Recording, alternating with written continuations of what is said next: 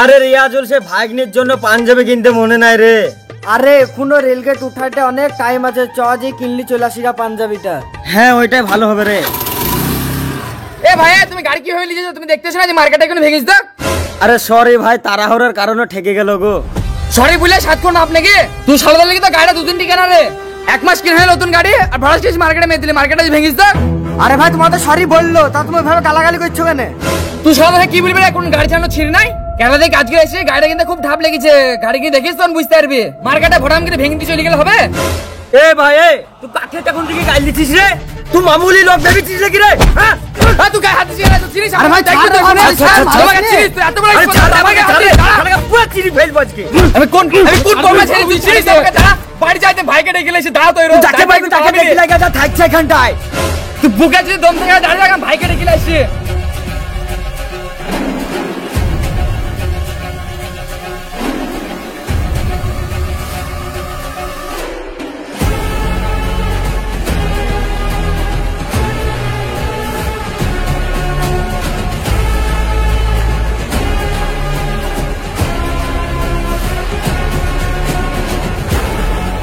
এদিকে ভাই এই দুশো না।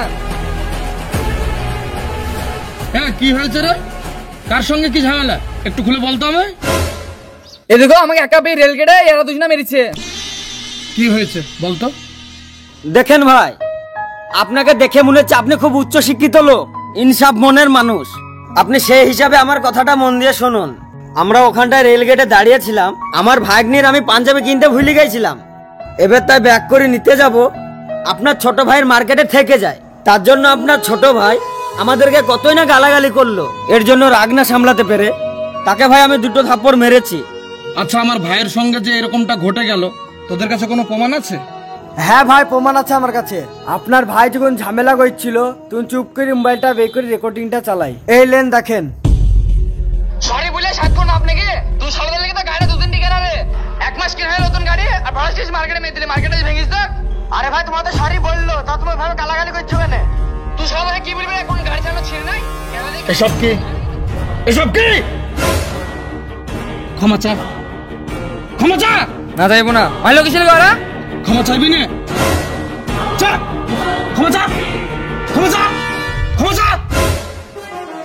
হাতির বাচ্চা দেখেছে আজ অব্দি 8 বছর থেকে মেম্বারগিরি করছে, কোনোদিন এরকম ভাবে কাউরি পাওয়ারে চলেনি।